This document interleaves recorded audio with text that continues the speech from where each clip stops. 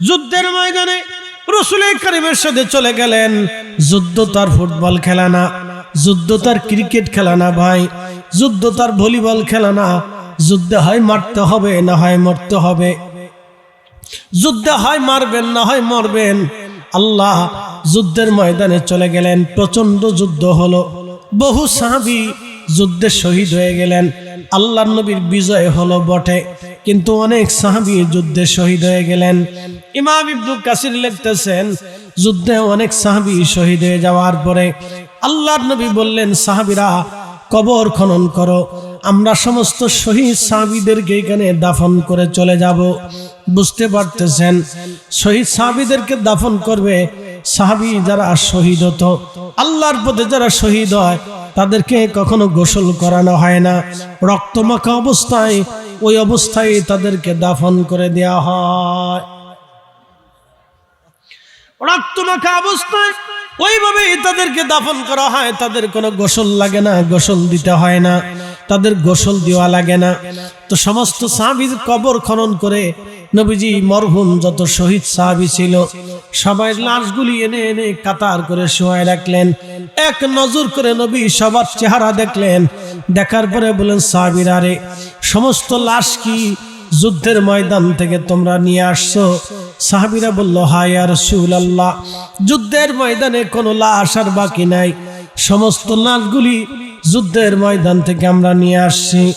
আল্লাহর নবী বললেন, সাহাবীরা রে, সবার লাশ যুদ্ধের ময়দান থেকে আনছো বটে, কিন্তু বলো তো আমার জুলাইবিব আমি কেন দেখি না? আমার জুলাইবিব কোথায়? খোঁজো। সাহাবীরা জুলাইবিবকে খুঁজতে লাগলো। সারা ময়দানে যুদ্ধের আশেপাশে কোথাও জুলাইবিবকে খুঁজে পাওয়া যায় না। আল্লাহর নবীর সাহাবীরা এসে বলেন, হুজুর আপনার বামন সাহাবী জুলাইবিবকে খুঁজে পাওয়া যায় না। আল্লাহর নবী ডাক দিয়ে বলেন, সাহাবীরা রে, তোমরা ভালো করে খুঁজে দেখো আমার জুলাইবিবের লাশ কোথায় পাওয়া যায় দেখো। খুঁজতে খুঁজতে সাহাবীরা যাইয়া দেখলেন হযরত জুলাইবিব রাদিয়াল্লাহু আনহু 7টা কাফেরের লাশের নিচে পড়ে আছে।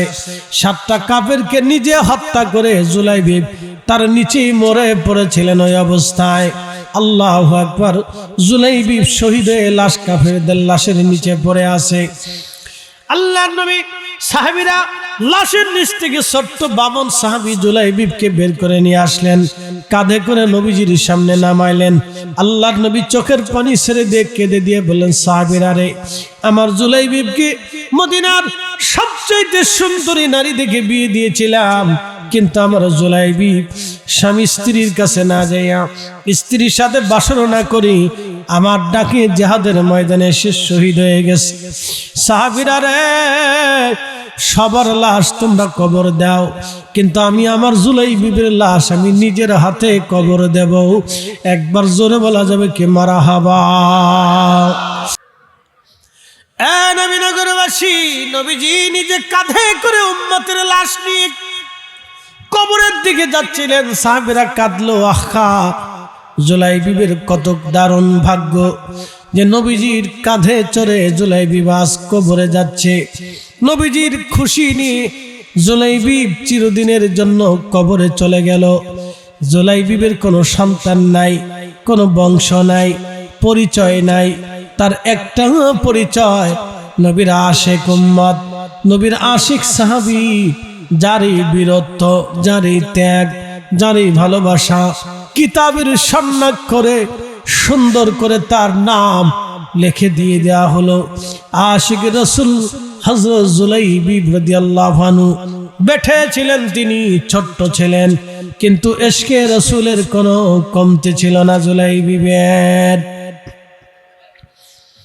সাহাবী জুলাইবিব রাদিয়াল্লাহু তাআলা আনহু, আল্লাহ তেনাকে কবর দিয়ে নবীজি চলে আসলেন মদিনায়। কিন্তু ওই মেয়েটা নবীজির কথায় জুলাইবিবকে বিয়ে করলো, সে তো আজ বিধবা হয়ে গেছে, সে তো আজ বিধবা। তার চিন্তা করে নবীজি মসজিদে নবীর মধ্যে বসে গেলেন।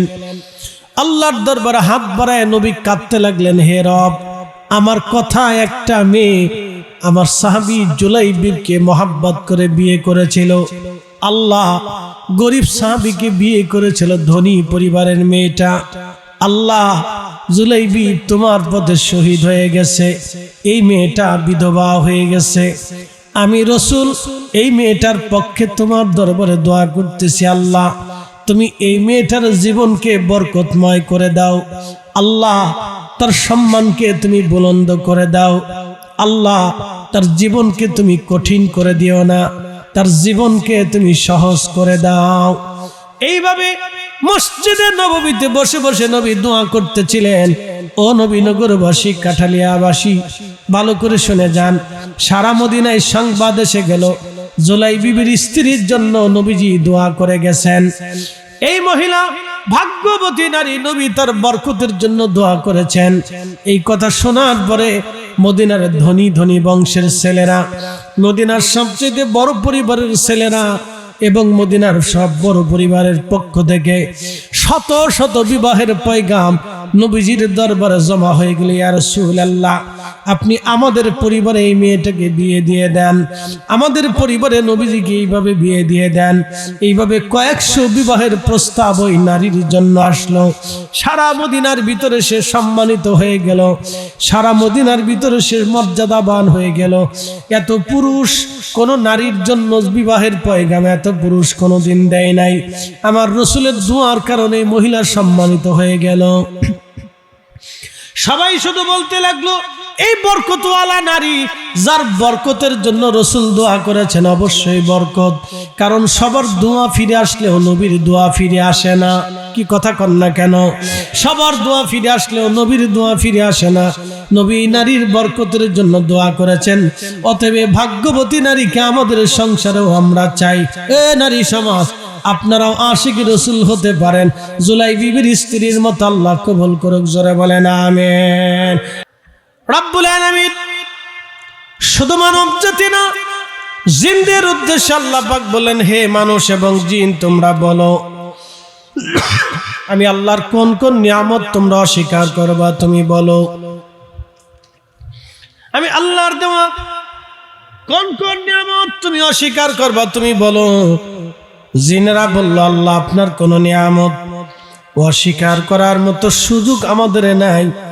জিনদেরকে আমরা দেখি না, কিন্তু তাদের বাড়ি আছে, ঘর আছে, খাবার দাবার আছে, উঠা বসা আছে, চলাফেরা আছে, বিয়ে শাদী আছে, বাচ্চা কাচ্চা হয়, সমাজ সমাজ আছে, বিচার সালিশ আছে, রাজা আছে, প্রজা আছে, গরিব আছে, ধনী আছে, শক্তিশালী আছে, দুর্বল আছে, সব পদেরই আছে। কিন্তু আমরা চোখে দেখি না। মক্কাতে একটা মসজিদ আছে, মসজিদের জিন, জিনেরাই মসজিদে নামাজ পড়ে। মদিনাতে আছে ওয়াদিয়ে জিন, জিনদের উপত্যকা, এখানে জিনরা বসবাস করে থাকে। পৃথিবীর প্রত্যেকটা দেশের ভিতরে জিন আছে।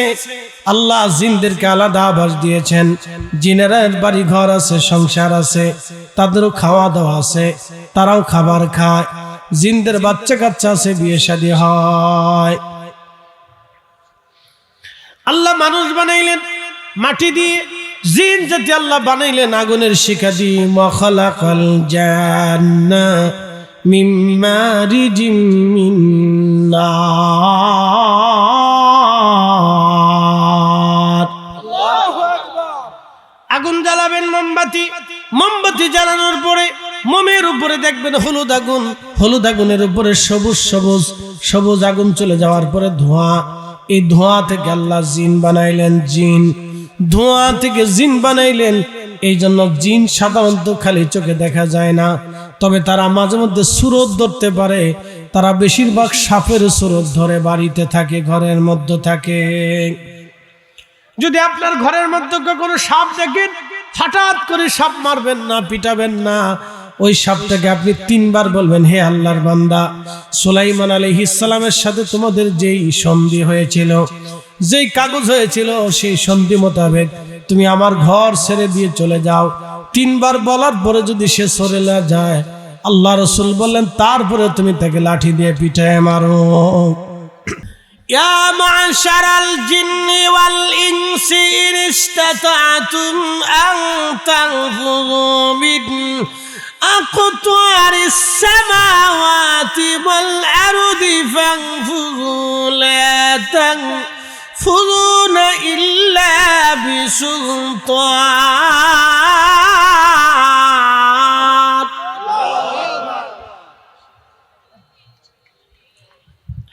রব্বুল আলামিন বলেন ইয়া মাশারাল জিন, হে মানুষ এবং জিন তোমরা বলো আল্লাহর দেওয়া কোন কোন হে মানুষ এবং জিন তোমরা আল্লাহর কোন আইন যদি ভালো না লাগে তো আল্লাহর সীমানার বাইরে চলে যাও, আল্লাহর সালতানাতের বাহিরে তোমরা চলে যাও, চেষ্টা করো যেতে পারো কিনা, না কখনোই তোমরা পারবা না, কখনোই তোমরা পারবা না। জিন জাতির আদি পিতার নাম ছিল তারান্নুস, হায়াত পেয়েছিল ৬০,০০০ বছর। সুবহানাল্লাহ কি বলা যাবে না? ৬০,০০০ বছর হায়াত পেয়েছিল। ৬০,০০০ বছর ধরে সে আল্লাহর ইবাদত করেছে, কিন্তু আল্লাহর কাছে পছন্দ হয় নাই। জিনদের আদি পিতার নাম তারান্নুস, হায়াত পেল ৬০,০০০ বছর। ৬০,০০০ বছর ধরে আল্লাহর ইবাদত করলো, কিন্তু আল্লাহর কাছে পছন্দ হয় নাই। নবীজি একদিন রাস্তা দিয়ে হেঁটে যাচ্ছেন, এমন সময় পাশে আছেন হযরত ওমর। হঠাৎ করে গম্ভীর ভাষায় সালামের আওয়াজ আসলো। নবীজি জবাব দিলেন, হযরত ওমরকে বলেন, ওমর রে, মনে হয় জিনের আওয়াজ। হঠাৎ করে নবীজির সামনে একজন জিন দাঁড়িয়েছে। খুব তার বয়স, বৃদ্ধ হয়ে গেছে, তার চুল দাড়িগুলি সাদা হয়ে গেছে, চামড়াগুলি দুর্বল হয়ে গেছে, একেবারে নব্জ হয়ে গেছে, জিন দাঁড়িয়ে আছে। নবীজি বললেন, তোমার নাম কি? বলে, আমার নাম হিম। তোমার বাবার নাম কি? বলে, হাম। হামের বাবার নাম কি? তালখিস। তালখিসের বাবার নাম কি? ইবলিস। তার বাবার নাম কি? খবিস। তার বাবার নাম কি? হামুস। ১৪ গোষ্ঠীর নাম করলাম আর কি, ভালো করে শুনুন। আল্লাহর নবী বললেন, তুমি কি আমার সাথে শয়তানি করার জন্য আসছো? ইবলিসের পোলা তালখিস, তালখিসের পোলা হাম, হামের পোলা হিম। হিমড়ে, তুমি তো ইবলিসের নাতির ঘরের প্রতি, তাহলে তুমি কি আসছো আমার সাথে দুষ্টুমি করার জন্য? হিম ডাক দেখো, ইয়া রাসূলুল্লাহ, আসছিলাম কিন্তু আপনার কাছে কালেমা পড়ে মুসলমান হয়ে যাব। আপনি আমার কালেমা পড়ান, আমি মুসলমান হয়ে যাব। আল্লাহর নবী কালেমা শরীফ ধরে পড়াইলেন, সূরা কাফিরুন শিক্ষা দিলেন, সূরা ইখলাস শিক্ষা দিলেন, সূরা ফালাক শিক্ষা দিলেন, সূরা নাস শিক্ষা দিলেন, এরকম কয়েকটা সূরা নবীজি শিক্ষা দিয়ে দিলেন। আর বলেন, হিমরে, তুমি তোমার কওমের মধ্যে যাইয়া কালেমার দাওয়াত দাও। যাওয়ার সময় নবী বলেন, হিম একটু দাঁড়াও। বলে, কি বলতেছেন ইয়া রাসূলুল্লাহ? নবী বলেন, হিম তোমার বয়স কত? বলে, ইয়া রাসূলুল্লাহ, সৃষ্টির এমন কোন নবী নাই যেই নবী আমি না পেয়েছি। সুবহানাল্লাহ কি বলবেন না? সৃষ্টির এমন কোন নবী নাই যেই নবীর জমানা আমি না পেয়েছি। আমার জন্ম আদম সফিউল্লাহর জমানায়। হুজুর আদম সফিউল্লাহর 2টা বেটা হাবিল আর কাবিল, সুন্দরী নারী আকলিমার জন্য তারা মারামারি করেছিল, একজন আর একজনকে খুন করেছিল, হত্যা করেছিল। ইয়া রাসূলুল্লাহ, হাবিল আর কাবিল যেই দিন মারামারি করে, সেই দিন আমি পাহাড় পর্বত দিয়ে কেবলমাত্র ছোট বাচ্চা আমি দৌড়াদৌড়ি করা শিখছি। ইয়া রাসূলুল্লাহ, আমি তখন দৌড়াদৌড়ি করলাম, পাহাড় দিয়ে আমি দৌড়াদৌড়ি করা শিখেছি। হুজুর হাবিল আর কাবিল একজন আর একজনকে মারলো, সেই সময় আমি কেবলমাত্র ছোট্ট শিশু, কেবল হাঁটাহাঁটি দৌড়াদৌড়ি করা শিখলাম। তার মানে আমাদের দেশের 2 বছরের বাচ্চা যেমন দৌড়াদৌড়ি, হাঁটাহাঁটি, চলাফেরা এইভাবে করতে থাকে, ওই হিম তখন কেবলমাত্র 2 বছরের ছোট বাচ্চা। তার মানে আমাদের বাচ্চাদের মতো 2 বছরের ছোট না, ধরেন 2000 বছরের বাচ্চা তখন। বুঝলেন? ইয়া রাসূলুল্লাহ, আমি তখন ছোট দৌড়াদৌড়ি করি। আল্লাহর নবী ওই জমানা থেকে এই জমানা পর্যন্ত, আপনি পর্যন্ত আমি বেঁচে আসি, আমার বয়স হয়ে গেছে, নবী আল্লাহ আমি বৃদ্ধ হয়ে গেছি।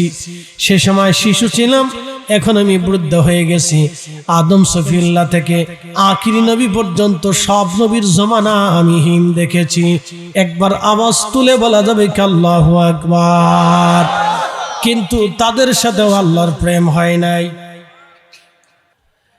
ওই যে বাতু গুহার হিন্দুরা বিরাট বড় একটা গুহা দেখে মনে করছে খোদা বুঝে এইখানে আছে, এই জন্যই তারা ভগবানের মূর্তি বানাইয়া ওইখানে পূজা অর্চনা করে, পূজা টুজা দেয়, সেবা দেয়, সেজদা দেয়। কিন্তু দুনিয়ার সামান্য একটা গুহা দেখে সনাতনীরা ভাবলে এখানে খোদা আছে, এখানেই ভগবান বসবাস করে, তারা মনে করে এখানে ভগবান থাকে। মুসলমান নবীনগরবাসী ভালো করে বুঝে যান, সবাই আল্লাহকে মানে না। সাহাবীদের ভিতরে আল্লাহর প্রেম হলো সাহাবীদের সাথে। বন্ধুরে, সাহাবীদের ভিতরে একজন সাহাবী ছিলেন, তার নাম হযরত জুলাইবিব রাদিয়াল্লাহু আনহু। জুলাইবিব শুনে যান আজকে নবীনগরবাসী, জুলাইবিব রাদিয়াল্লাহু আনহু তিনি বামন বেটে সাহাবী ছিলেন। আপনারা জানেন বামন চিনছেন না আপনারা? বামন ছোট ছোট বামন লোক আছে না নাই? ছোট বামন লোক, একেতে ছিল বামন, 2 নম্বরে ছিল নিগ্র কালো, 3 নম্বরে তার কোনো বংশের পরিচয় ছিল না, মদিনাতে তার কোনো বাড়িঘর ছিল না, কোনো সয় সম্পদ ছিল না। তার বাবা মাকে জুলাইবিব রাদিয়াল্লাহু আনহু জানতো না, তার বাবা মাকে। ছোট্টকালে নবীর সাহাবী হারিয়ে গেলেন, হারিয়ে হাঁটতে হাঁটতে রসুলের বারগাহে চলে আসলেন। নবীর দরজায় তার জায়গা হয়ে গেল। মসজিদে নববীতে একটা মুসাফিরখানা ছিল, এটার নাম ছিল আহলুস সুফা। আহলুস সুফা মানে সুফি যারা, বাড়ি নাই, ঘর নাই, জমি নাই, জাতি নাই, স্ত্রী নাই, সন্তান নাই, কোনো কিছুই যাদের ছিল না, তারা এইখানে এসে গাছের নিচে বসে থাকতো এবং তারা নবীর বাড়ি খাবার আসলে খাইতো, না আসলে তারা না খেয়ে থাকতো। এদেরকে আহলুস সুফা বলা হতো। 24 ঘন্টা আল্লাহর ইবাদতে কাটাইতো, নবীর দরজা থেকে তারা হাদিস শিখতো। এরা আহলুস সুফা সাহাবী। হযরত জুলাইবিব ছিলেন আহলুস সুফা সাহাবী। ধীরে ধীরে জুলাইবিব বড় হলেন। মদিনায় মানুষেরা তারা নিয়ে হাসি তামাশা করত, আনন্দ ফুর্তি করত, সে মানুষে আনন্দ দিত। দেখবেন যারা বেঠে বামন মানুষ, তারা মানুষদেরকে খুব আনন্দ দেয়, হাসায়। হযরত জুলাইবিব ধীরে ধীরে যৌবনে পদার্পণ করলেন। একদিন নবীজি ডাক দিয়ে বলেন, জুলাইবিব আমার, দাঁড়াও, তোমার তো বয়স হয়ে যাচ্ছে, যৌবনে পদার্পণ করছো। জুলাইবিব, তোমার তো একটা বিয়ে করার দরকার, তোমার সংসারের দরকার। জুলাইবিব ডাক দিয়ে বলল, হুজুর, মদিনার কোন মানুষটা আমার সাথে মেয়ের বিয়ে দিবে? আর মদিনার কোন নারী আমার মতো বেঠে বামন নিগ্র কালো অভাবী মিসকিন, বাড়ি নাই, ঘর নাই, জমি নাই, মা নাই, বাবা নাই, সংসার নাই, বংশ নাই, আমার মতো এমন ব্যক্তিকে কে আর বিয়ে করবে? ইয়া রাসূলুল্লাহ। আল্লাহর নবী বললেন, জুলাইবিব, আমি নিজে তোমার বিয়ে পড়াবো, আমি নিজে তোমাকে বিয়ে করাবো, তুমি তৈরি হও।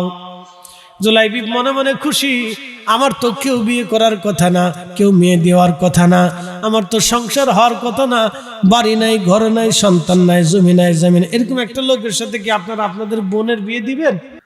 হযরত জুলাইবিব রাদিয়াল্লাহু আনহুর জন্য একটা মেয়ে দেখলেন। মেয়েটা মদিনার পরমা সুন্দরী। মদিনার মানুষ এমনি সুন্দর, মদিনার মানুষ এমনি সুন্দর, মদিনার মানুষ এমনিতে সুন্দর, তারপরেও সুন্দরের থেকে আরো সুন্দর। একজন আনসারী সাহাবী, ধনী ব্যক্তি, তার একটা সুন্দরী মেয়ে ছিল, পরমা সুন্দরী। আল্লাহর নবী ওই আনসারী মসজিদে নববীতে নামাজ পড়তে আসলে নবীজি ডাক দিলেন, আনসারী, তোমার ঘরে একটা মেয়ে আছে?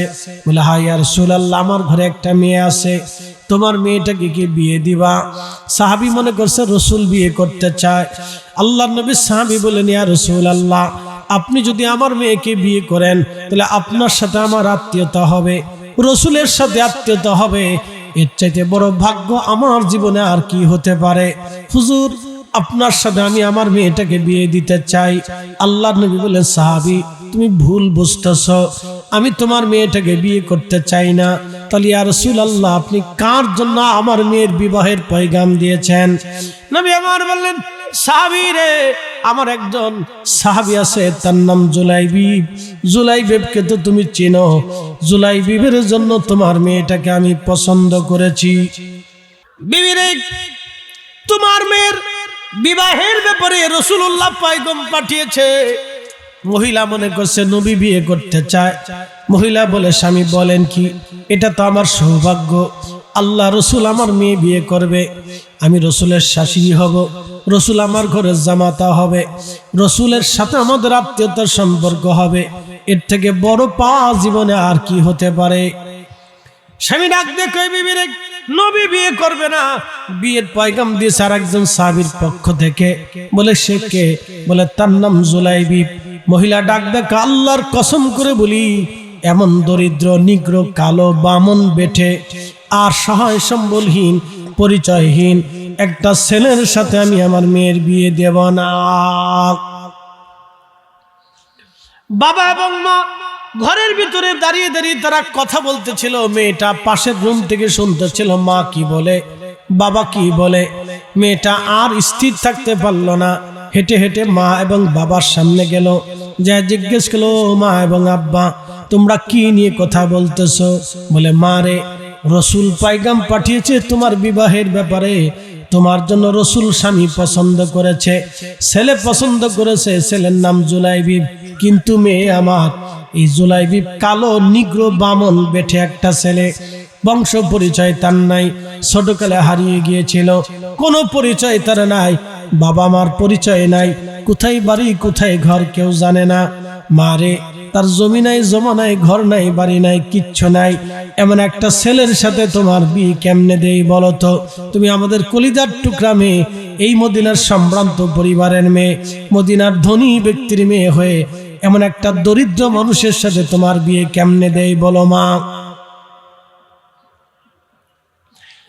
নবীনগরবাসী ঠিক তখনই মেয়েটা ধমক দিয়ে বলল, বাবা কলিজার মধ্যে সাহস কি করে হয় তোমাদের?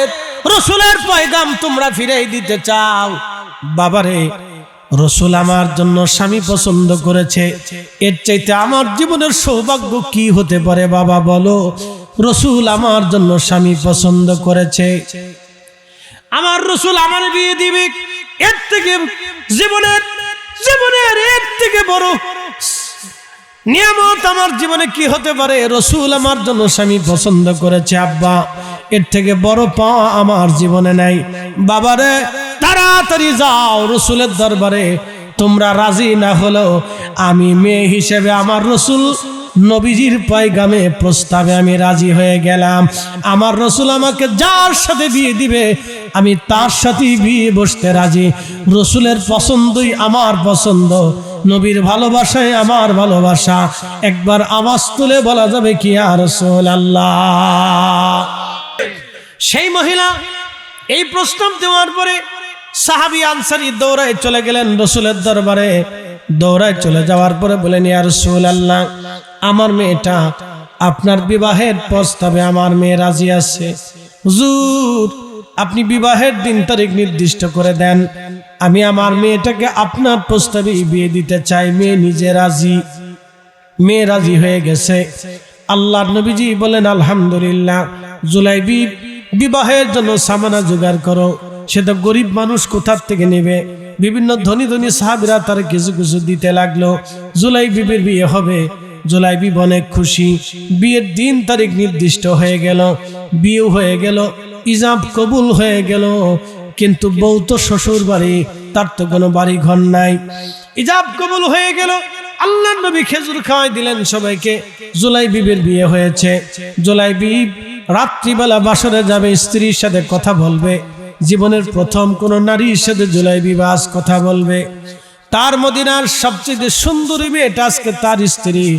নবী ওই বসাতেই ঘোষণা দিয়ে দিলেন, কাফেরদের সাথে যুদ্ধ হবে, তোমরা কে কে আমার সাথে যুদ্ধে যাবা রেডি হয়ে প্রস্তুতি নিয়ে চলে আসো। নবীনগরবাসী সাহাবী জুলাইবিব ওই বসার মধ্যে চিন্তা করলেন, রসুল আমাকে বিয়ে দিলেন, নবীর জন্য জীবন গড়লাম, নবীর জন্য সংসার করলাম, সেই রসুল আজকে যুদ্ধের ময়দানে চলে যাবে, আর আমি শ্বশুর বাড়িতে আমার স্ত্রী নিয়ে আনন্দের দিন যাপন করবো, তা হয় না। আল্লাহর নবীর আশিক সাহাবী রসুলের সাথে যুদ্ধের ময়দানে রওনা হয়ে গেল। নিজের স্ত্রীকে একটা নজর দেখতেও যায় নাই। একবার আওয়াজ তুলে বলা যাবে কি আল্লাহু আকবার? এই জন্য সদকা যদি না দেন তাহলে বখিল কিয়ামতের ময়দানে গোশ চামড়ায় কামড়ায় টেনে টেনে সিঁড়ি ফেলে ফেলে আফসোস করবে, রাব্বি আমার আবার দুনিয়াতে পাঠান। কিন্তু আল্লাহ বলবে, বান্দা এই সুযোগ আর তোমার জন্য নাই। এই জন্য দানের হাত থেকে প্রশস্ত রাখবেন, দান বাড়াই দিবেন। দান বেশি বেশি করলে আল্লাহ আপনাকে অ্যাক্সিডেন্ট, দুর্ঘটনা, বালা, রোগ, শোক থেকে আল্লাহ বাঁচাবে। মনের নেক মাকাসাদগুলি দানের উসিলায় আল্লাহ আপনার পুরা করে দিবে। এই জন্য দান মানুষকে ঠকায় না, দান মানুষকে জিতায়। আপনাদেরকে আরেকটু বলি, আমাদের দেশে রোহিঙ্গা আছে না? আচ্ছা, রোহিঙ্গাদেরকে খাবার টাবার কে দেয়? জাতিসংঘ দেয় না? তো জাতিসংঘ থেকে খাবার আসে রোহিঙ্গাদের জন্য, বরাদ্দ আসে। সারা পৃথিবীর বাস্তুচ্যুত যারা রিফিউজি আছে, রিফিউজি যেমন সিরিয়ার রিফিউজি, এরপরে আরাকানের রিফিউজি, এরপরে ফিলিস্তিনের রিফিউজি, ইরাকের রিফিউজি, এরপরে ওমানের ইয়ামানের রিফিউজি, সোমালিয়ার রিফিউজি, মালির রিফিউজি, আফ্রিকার রিফিউজি, সুদানের রিফিউজি, কোটি কোটি রিফিউজি এরকম আছে। কোটি কোটি মানুষ বাস্তুচ্যুত, অর্থাৎ যুদ্ধ, বিগ্রহ, মারামারি, কাটাকাটি, দাঙ্গা ফাসাদের জন্য মানুষগুলি বাড়িঘর ফেলাইয়া বাঁচার জন্য পৃথিবীর বিভিন্ন স্থানে এই তারা আশ্রয় নেয়। এই আশ্রয় শিবিরগুলিতে দান করে খাবার পৌঁছায় হলো জাতিসংঘ। বিভিন্ন জাতিসংঘরা খাবার টাবার জাতিসংঘ থেকে এগুলি আসে। জাতিসংঘের এই সংস্থারে কারা দান করে জানেননি? বড় বড় যারা ধনাঢ্য ব্যক্তি আছে, শত শত হাজার বিলিয়ন ট্রিলিয়ন কোটি কোটি টাকার মালিক যারা আছে, ওরা দান করে। ওরা জাতিসংঘের অর্থ প্রেরণ করে, বিভিন্ন দেশ দেয়, বিভিন্ন সংস্থা দেয়, বিভিন্ন কোম্পানি তাদেরকে জাতিসংঘের দান করে যে আপনি বাস্তুচ্যুতদের আমাদের পক্ষ থেকে দিবেন। এর ভিতরে খ্রিস্টান আছে, ইহুদি আছে, মাজুসি আছে, শিখ আছে, হিন্দু আছে, বৌদ্ধ আছে। আচ্ছা বলেন, ওরা যে দান করে, ওরা কি আখিরাতের কথা চিন্তায় দান করে? না, ওরা কিন্তু দান করে মানবিক দৃষ্টিকোণ থেকে। যাহারে এই মানুষগুলি না খেয়ে রয়েছে, আমরা খেয়ে রয়েছি, তা আমারও তো অনেক সম্পদ আমার আছে, তাহলে আমার সম্পদ থেকে ওদেরকে দান করি।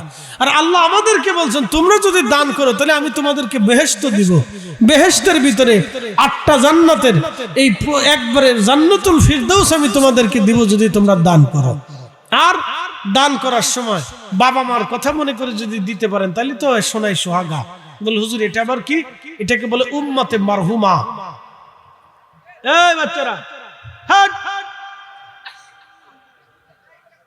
আরে এই তোরা কত কইছ না? কথা বললে কিন্তু তাবারক ব্যান্ড হয়ে যাবে, মনে রাখিস। বরাদ্দ কিন্তু অন্যদিকে চলে যাবে, তোরা কিন্তু পাবি না। তোদের তাবারকের বরাদ্দ কিন্তু অন্যদিকে, পিছনের দিকে দিয়ে দেবো আমরা, তোরা ভাবি না কিন্তু। কথা বলা যায় না বাবা। শেষ, একসাথে বলেন আল্লাহু আকবার। না হয় না, আরেকটু জোরে। তাহলে দান করলে কি মানুষ ঠকে না জিতে? না, জোরে বলেন, ঠকে না জিতে? আজকে যারা তাবারক খাওয়াচ্ছে এই যুব কমিটি, এরা একজনও ঠকবে না। কেন ঠকবে না জানেন? আল্লাহ রাসূল বলছেন, উম্মত তোমরা যদি আখিরাতে বিশ্বাসী হও তো মেহমানকে সম্মান করো। তোমাদের বাড়িতে যদি মেহমান আসে তাহলে আল্লাহ তোমাদের ঘরের দরজা দিয়ে রিজিক পাঠাবে। একসাথে বলে আল্লাহু আকবার। পৃথিবী উল্টে যাবে, আকাশ ভেঙে যাবে, সাগর শুকাবে, রাসূল করিমের কথা মিথ্যা হবে না। সাইয়েদনা ইব্রাহিম আলাইহিস সালাম তিনি মেহমান খাওয়াইতেন। পৃথিবীর এমন কোন নবী নাই যে নবী মেহমানদেরকে মেহমানদারি না করতেন, না খাওয়াইতেন।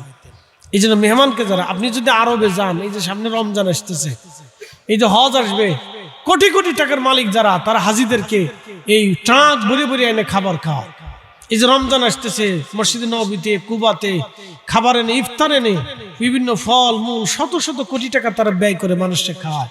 ওহুদে আমি দেখলাম, ওহুদে আমাদের দেশে তো খালি মৌলবীরা বেদাতের ফতোয়া নিয়ে পড়ে রয়েছে। কি কথা ঠিক আছে না? আমরা মিলাদুন নবীতে তাবারক খালি, বিরিয়ানি খাইলে একদলের শরীরে চুলকানি আসে। গরুর গোশত খাই আমি অ্যালার্জি উঠে ওনার, কি একটা জ্বালানা। কি কথা কর না কেন?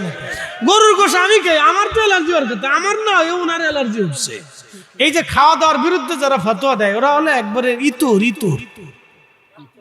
খাসুন না, একবারে ইতরের সাথে নিকৃষ্ট। আমি মালয়েশিয়াতে গেছি, মালাক্কা শোনেন, পৃথিবীর সব জায়গায় খাওয়া দাওয়া আছে। মালাক্কাতে গেছি, মালাক্কার চাইনিজদের প্রথম মসজিদ দেখার জন্য। মালয়েশিয়ার মাহফিল শেষ করে তোরা বললো, হুজুর আপনি একটু ঘুরে ঘুরে দেখেন। বলে আচ্ছা ঠিক আছে, দেখাও। আসছি, আবার কবে আসি না আসি, সময় পাই না পাই। তো মালাক্কার চাইনিজ মসজিদে নিয়ে গেল আমার ওই ভাইরা, সুন্নি ভাইরা, গাউসিয়া কমিটির ভাইরা। এর ভিতরে নাইম ভাই আছে, উনি এলাকার প্রধান আর কি।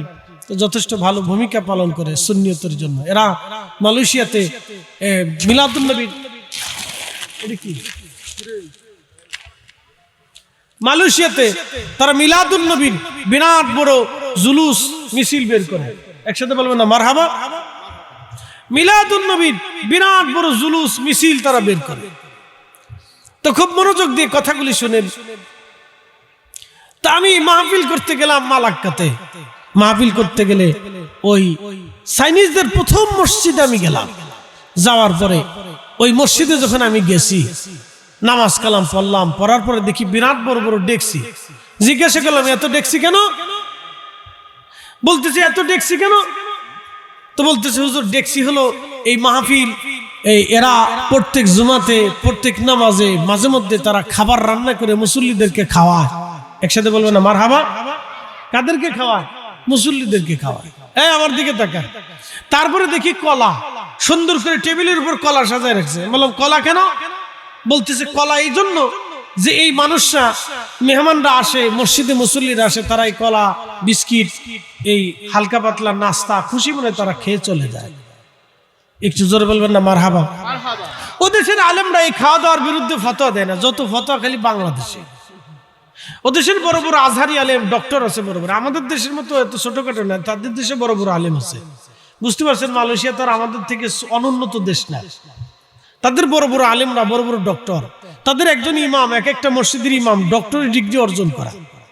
খতিব, প্রত্যেক মসজিদের বড় বড় খতিব যারা আছে প্রায় মসজিদের খতিব ডক্টরেট ডিগ্রি, তাও মিশর আল আজহার থেকে ফারেক, এগুলির থেকে আনে তারপরে খতিবগিরিতে দেয়। আমি পুত্রজায়ের সেন্ট্রাল মসজিদে যায় নামাজ পড়তে গেলাম, দেখলাম মাগরিব নামাজ এক ডক্টর না মাগরিবের নামাজ পড়াচ্ছে, আজহার থেকে ফারেক, একবারে মিশরীয় কারির থেকে কারিয়ানা পড়ে আসছে। এত সুন্দর তেলাওয়াত দেখে আমি মুগ্ধ হলাম যে বাংলাদেশের বাইতুল মুকাররম মসজিদের তেলাওয়াত এত সুন্দর না, এত ঢকের তেলাওয়াত পুত্রজায়ের সেন্ট্রাল মসজিদ। তো যাই হোক, আমি এই কথা আর বাড়াবো না, যে তাবারুক খাওয়া দাওয়া চলবে। একসাথে বলেন আল্লাহু আকবার।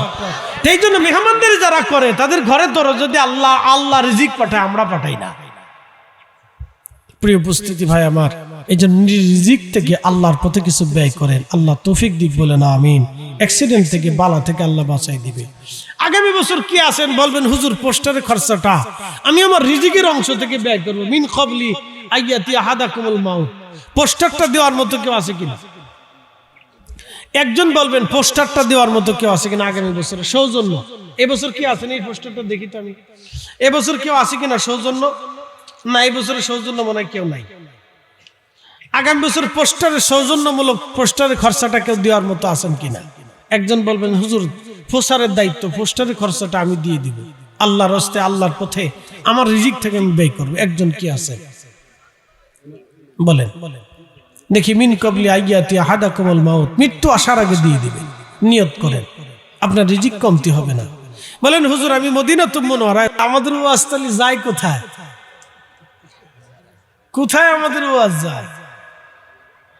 তাহলে ওয়াজ গেল কোথায়? এত মসজিদে প্রত্যেক জুমাতে উলামা ইকরাম ওয়াজ করে, খতিব সাহেবরা ওয়াজ করে, হাজার হাজার মাহফিল নামে বেনামে বিভিন্ন ব্যানারে বিভিন্ন নামে মাহফিল হচ্ছে, বিভিন্ন নামে মাহফিল হচ্ছে।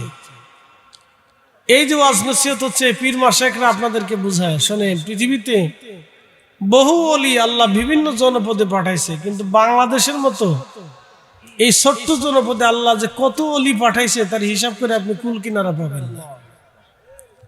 এত ওলি এই উপমহাদেশের ভিতরে আল্লাহ দিছেন, শুধু বাংলাদেশে এত পরিমাণে ওলি আসছে। এত ওলি পৃথিবীর অন্য কোথাও আছে আমার জানা নাই। আমি মালদ্বীপে গেছি, শোনেন, মালদ্বীপে গেছি, একজন আল্লাহর ওলি 400 বছর আগে কালেমার দাওয়াত দিলেন, মালদ্বীপের সব মানুষ একদিনে একসাথে কালেমার দাওয়াত কবুল করলেন। আর এই জনপদে 360 জন থেকে শুরু করে 12 আলিয়া থেকে শুরু করে কত ওলি যে আসছে, তারপরে এদেরকে বুঝায় কুলাইতে পারে না। এরপরে এ জাতিরে বোঝানো যায় না, এ জাতি ওয়াজ শুনে রাত্রিবেলা শুনে সকালবেলা শেষ। কি কথা ঠিক আছে না? সকালও লাগে না, খালি বিরিয়ানির টুকলাটা দল্লির সাথে তো এই ওয়াজ শেষ। বিরিয়ানির সাথে ওয়াজ খাইয়ে বেলায় দেয়, বিরিয়ানিও খাইছে ওয়াজও খাইছে। আপনি যা দেখেন এই মাহফিলের যত মানুষ এইখানে তার সাথে বেশি মানুষ মেলার ভিতরে বসে গেছে। যাই হোক, এটা আমাদের এই অভ্যাসে আদতে পরিণত হয়েছে, বুঝতে পারছেন? এগুলি অভ্যাসে পরিণত হয়ে গেছে। এই জন্য সবাইকে বলবো, বাইরে যারা আছেন সবাই ভিতরে আসেন কিছু কথা শোনেন। আল্লাহ আমাদেরকে জিজ্ঞেস করলেন, ইয়া আইয়ুহাল ইনসান, এ মানব জাতি, মা গাররাকা বিরাব্বিকাল কারীম, তোমাকে কিসে আমি আল্লাহ থেকে জুদা করলো বলো, তুমি জবাব দাও। তোমাকে কিসে আমি আল্লাহ থেকে জুদা করলো, তুমি জবাব দাও, বলো। এ মানব জাতি বলো, তোমাকে কিসে আল্লাহ থেকে জুদা করলো বলো। আচ্ছা বলেন তো, বৃষ্টি আমাদেরকে দেয় কে? এই যে এখন জানুয়ারি মাস চলে, জানুয়ারিতে যে শীত হয় এটা আমরা ছোটকাল থেকেই জানি। এই জানুয়ারির শীত কোনোদিন আল্লাহ এই কি বলে আপনার আগস্ট সেপ্টেম্বরে আল্লাহ নেয় নাই, নিচে জানুয়ারির শীত আল্লাহ জানুয়ারিতেই ফেলায়। বলেন এই জানুয়ারিতে যে শীত আছে, এই শীতটা কি এই আপনার আবহাওয়া অধিদপ্তরের অধীনে না আল্লাহর অধীনে? এই শীতের পরে বসন্ত আসবে, বসন্ত কি আবহাওয়া অধিদপ্তরের অধীনে না আল্লাহর অধীনে? তাহলে আমরা না চাইলেই আল্লাহ শীত দেয়, না চাইলেই বসন্ত দেয়, না চাইলেও বৃষ্টি দেয়, না চাইলেও শরৎ দেয়, না চাইলেও হেমন্ত দেয়, না চাইলেও আল্লাহ গরম দেয়, না চাইলেও আল্লাহ আমাদেরকে ঋতু পরিবর্তন করে দেয়, না চাইলেও সূর্য উঠায়, না চাইলেও চাঁদ উঠায়, না চাইলেও বাতাস দেয়, না চাইলেও ফসল দেয়, না চাইলেও ফল দেয়। আল্লাহ আপনি চাচ্ছেন না, কিন্তু আকাশে আপনার গাছে ফল ধরে দিচ্ছে। এই জন্য আল্লাহ বাস করে। فبأي آلاء ربكما تكذبان।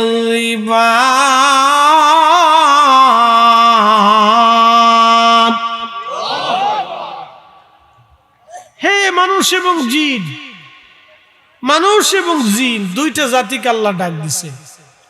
আপনারা পৃথিবীতে জিন আসেনি? যদি বিশ্বাস না করেন তো মক্কায় চলে যান। মক্কাতে একটা মসজিদ আছে, মসজিদে জিন। মসজিদে হারাম শরীফের পিছনে ওই যে আবু জাহেলের যে বাথরুম বাড়ি ছিল, ওই বাড়িতে বাংলাদেশে এক প্রকৌশলী এটা প্রথম বুদ্ধি দিছে সৌদি সরকার। এটা তো জানেন না, আজকে শুনে যান। আবু জাহেলের বাড়িতে যে বাথরুম বানাইছে এটার বুদ্ধিটা কিন্তু বাঙালিদের। একসাথে কোন আল্লাহু আকবার। বুদ্ধি কাদের? বাঙালি ইঞ্জিনিয়ার সৌদির বাচ্চারে, মরহুম সৌদির বাচ্চারে বুদ্ধি দিছিল, আপনি এনে শয়তান, এটা তো শয়তান, এটা বাথরুম বানাই দেয় না। নাউজুবিল্লাহ না, আলহামদুলিল্লাহ কর। আবু জাহেলের বাড়িতে আগে বাথরুম ছিল না, পরে বাঙালি ইঞ্জিনিয়ার বলল যে এইটা তো শয়তানের বাড়ি, এইটা সংরক্ষণ করে রাখার তো কিছু নেই, তো আপনি বাথরুম বানাই দেন, হাজিরা অন্তত একটু বাথরুম করিয়া একটু ফেসব টেসব করে একটু মনে শান্তি দিয়ে যাক। একসাথে কোন আল্লাহু আকবার। বাঙালির বুদ্ধি আপনি শুনেন কোন জায়গায় যায় কাজে খাটাইছে দেখেন। এই বাঙালি খুব মারাত্মক জিনিস। এই বাঙালি যে ইঞ্জিনিয়ার বুদ্ধি দিয়ে, সেই ইঞ্জিনিয়ারই এটাই বুদ্ধিটা সিস্টেম করছে। জমারাতে শয়তানরে পাথর মারেন না যারা হজে গেছেন, সিস্টেম করে দিছে একবারে যাতে ভিড় না হয়। এই যে শয়তানের পাথর মারার জন্য যে সিস্টেমটা নতুন সিস্টেম করে, এটা বাঙালি ইঞ্জিনিয়ার, এটাও বাঙালি ইঞ্জিনিয়ার সিস্টেম করে দিয়েছে। শয়তানরা যে পাথর মারবেন যাতে হুড়োহুড়ি না হয়, মানুষ যাতে আরামে এসে খুব কায়দা মতো শয়তানকে মারতে পারে, এই জন্য সে সিস্টেম খুব সুন্দর করে দিয়ে বাঙালি ইঞ্জিনিয়ার করে দিছে। বাঙালি শয়তানরাও পাইছে, দাঁড়া তোরে দিচ্ছি বাটাম চালা। তো বাঙালি নাই কোন জায়গায়, আমি খালি এটি চিন্তা করতেছি। এটাও বাঙালি ইঞ্জিনিয়ার বুদ্ধিটা দিছে, এই সিস্টেম সে করে দিছে। একসাথে বলবেন আল্লাহু আকবার। না হয় না, জোরে বলেন আল্লাহু আকবার। বলেন আল্লাহর কোন নিয়ামত অস্বীকার করার কোন সুযোগ আমাদের আছে নাই। কারণ তিনবার বলার পরে যদি না যায় তাহলে বুঝবার সে মানুষ, তাহলে সে বুঝবার সে আসল সাপ, এতে জিন না। আর যদি তিনবারের ভিতরে সে চলে যায় তাহলে বুঝবে এটা জিন, ও সাপ না। সাপের আকৃতি নিয়ে তোমার বাড়িতে ঘরের ভিতরে থাকে। এই জন্য সহজ সিস্টেম হলো বাড়িতে বিড়াল পালবেন। বিড়ালে আবার থাপড়ায় চুপড়ে গুতে বাড়িতে তারা দেখে চলে যায়, আসিস না। বিড়াল দেখবেন যত বড় কঠিন সাপই হোক বিড়ালের কাছে কিচ্ছু না। হেতার থাবার স্পিড হলো খুব 5G না, যত জি পৃথিবীতে আছে সব জির স্পিডে থাবুর বিড়ালে দিয়ে দেখবেন। ওর থাবুর সচকে দেখা যায় না, এত স্পিডে থাবড়া। সাপে ওর সাথে পারে না। সাপেরই কিন্তু বিড়ালে কামড় দেয় না, শুধু হাতা দিয়ে ওর মাথা বেঁচে থাবুর মারে দেখবে। মাথা তুলে এক থাবুর দিয়ে সাপের জান শেষ করে বলে, যে থাবড়ায় মাথা পাগল করে বলে সাপের। সাপে দেখবেন এই বিড়ালে থাপুর খেয়ে ওরকে না, এর সাথে পাড়ার কে দিলে যাই বাগে। একজন বাড়ি বিড়াল বলবেন, বিড়াল বললে সাপ আসেন, এ বাচ্চারা কথা কইছে, কথা কইছে, বয়। এ বাচ্চারা কথা বলিস না, বয় বাবা, ও আসুন। এই যার যার বাচ্চা আছে তার তার কাছে রাখেন। জিনে ধরে নিয়ে গেলে কিন্তু শেষে আপনার দোষ হবেন যে হুজুরের ও আসুন জিনে ধরে লেগেছে। হ্যাঁ, রেখে দেয়। মুসনাদে ইমামে আজম একটা হাদিস আছে, নারীরা ভালো করে শুনেন। আল্লাহ রসুল বলছেন, সন্ধ্যা নামার সাথে তোমরা তোমাদের বাচ্চাদেরকে তোমাদের নিয়ন্ত্রণে রাখো, কারণ সন্ধ্যা নামার পরে জিন জাতিদেরকে আল্লাহ অনুমতি দেয় পৃথিবীতে বিচরণ করার জন্য। ওরা সুযোগ পেলে থাবাতে ধরে নিয়ে চলে যাবে, কিন্তু পরে শিক্ষার করবেন, তালাশ করে পাবেন না। নিজের বাচ্চা কাছে নিজের কাছে রাখেন, ওটা সারি দিয়ে না। নিজের বাচ্চা কাছে নিজের কাছে রাখেন, ওটা ছাড়বেন না, ধরে রাখেন। রাত্রিবেলা ছাড়বেন না, দিনে ছেড়ে দেন, অসুবিধা নেই, কিন্তু রাত্রে সন্ধ্যার পরে বাচ্চাদেরকে ছাড়বেন না। নিজের কন্ট্রোলে রাখবেন, চোখে চোখে রাখবেন, এই সমস্যা আছে। পরে একসাথে ইমাম সাহেব হুজুরের কাছে শিক্ষা করবেন যে হুজুর ধরছে, আপনার এবার হুদিয়ে দেন, সারা। একসাথে জোরে বলি আল্লাহু আকবার। তাহলে জিন আছে কি নাই? জোরে বলেন আসেনি? বিজ্ঞান বলে জিনের কোনো অস্তিত্ব নেই, আমরা বিজ্ঞান মানি না, আমরা আল্লাহর কোরআন বিশ্বাসী। কথা বলেন ঠিক কি না? জিনদের সাথে আল্লাহর প্রেম হলো না, জিনদের সাথে আল্লাহর প্রেম হলো না, আল্লাহর প্রেম হলো মানুষের সাথে। আল্লাহ ফেরেশতা জাতি বানাইলেন, কোটি কোটি ফেরেশতা বানাইলেন, ফেরেশতাদের সাথে আল্লাহর প্রেম হলো না। বলে হুজুর ফেরেশতাদের সাথে আল্লাহর কেন প্রেম হলো না? ফেরেশতাদের কাম নাই, ক্রোধ নাই, লোভ নাই, মোহ নাই, কামনা নাই, বাসনা নাই, যাতনা নাই, ক্ষুধা নাই, যৌবন নাই, বিয়ে শাদী নাই, বাচ্চা কাচ্চা নাই, দুনিয়াদারি নাই, খাবার নাই, ক্ষুধা নাই। এই জন্য ফেরেশতাদের সাথে প্রেম হলো না। আল্লাহ শুধু তাদেরকে আল্লাহর আনুগত্যের জন্য সৃষ্টি করছে, তাদের নেগেটিভ দেয় নেই। এরা সবসময় 24 ঘন্টা আল্লাহর ইবাদতে জিকিরে ফিকিরে থাকে। কারণ পেটে ক্ষুধা নেই, কখনো ক্ষুধা লাগে না। ক্ষুধা যেহেতু নাই, সেহেতু আর ওই খাবারের চিন্তা নেই। কি কথা ঠিক আছে? যৌবন নাই, যেহেতু যৌবন নেই, সে তো বিয়ে শাদীরও চিন্তা নেই, বউ শাদীর, বাচ্চা কাচ্চারও চিন্তা নেই। এই জন্য তারা চিন্তা করে আমরা তো কিছুই নেই, আমরা আল্লাহ আছে। এই জন্য 24 ঘন্টা আল্লাহ আল্লাহ আল্লাহ আল্লাহ আল্লাহ জিকিরে ফিকিরে থাকে। মানে আল্লাহ আমরা ফ্যাট দিয়ে দিছে, বাচ্চা কাচ্চা দিছে, যৌবন দিছে, মোহ দিছে, কামনা দিছে, বাসনা দিছে, রিয়া দিছে, আশা দিছে, অহংকার দিছে, আমিকে দিছে, সব নেগেটিভ পজিটিভ সব খুশুসিয়ত খাসাসিয়ত গুণাবলী দিয়ে দুনিয়াতে পাঠাইছে। আবার শয়তানের পিছনে লাগিয়ে দিচ্ছে। এই সব কিছুর লাথি বেরিয়া যারা মাহফিলে বসে, সব কিছুর লাথি বেরিয়া যারা মাহফিলে বসে, সব কিছুর লাথি বেরিয়া যারা নামাজে দাঁড়ায়, এদের সাথে আল্লাহর প্রেম হয়। একসাথে বলবেন আল্লাহু আকবার। একসাথে বলেন কি হয়? প্রেম হয়। জোরে বলেন কি হয়? আল্লাহ বানাইলেন কত জাতি,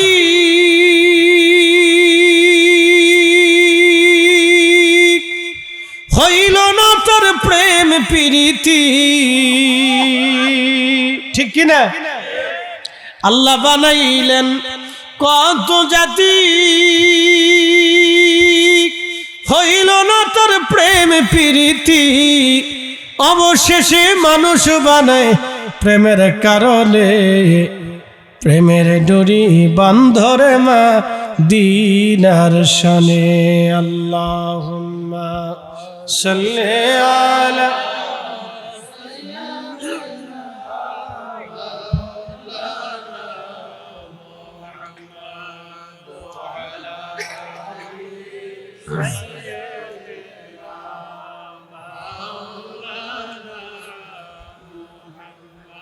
কেউ আপনারা কি বেজার টেজার হয়েছেন?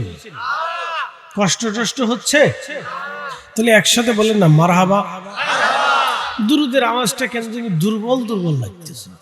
আমি বুঝতেছি না যে আপনার কি মন খারাপ টারাপ করলেন নাকি। তো দুরুদের আওয়াজ কেন দুর্বল হবে বাপ? শুনে যান, এই নবীর কারণে আল্লাহ দুনিয়া বানাইছে, বুঝছেন? আমরা আছে কি ছাতা, ফেটের ভিতরে বোমা মারলে বাথরুম আছে, খাইলে ঘুমাই থেকে চোখে দেখি না। এদেশে কেউ কেউ এখানে শ্রোতা বক্তা কেউ বুকে হাত দিয়ে বলতে পারবে যে জীবনে গুনাহ নাই?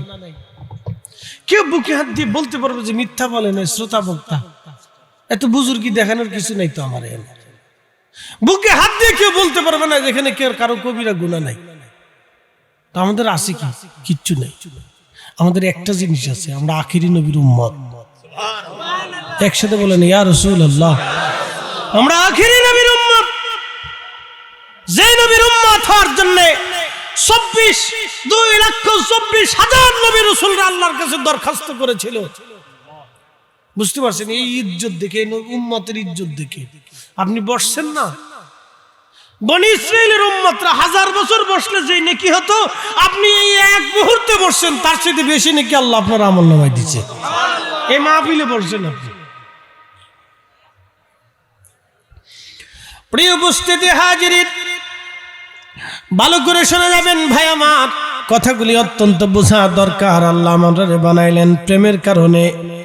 আল্লাহ আরো জাতি বানাইলেন, ফেরেশতা বানাইলেন। ফেরেশতারা আল্লাহকে ডাক দিয়ে বলল, আল্লাহ আমরাও তো ইবাদত করি, কিন্তু আল্লাহ তুমি মানুষকে এতটা সম্মান কেন দিলা?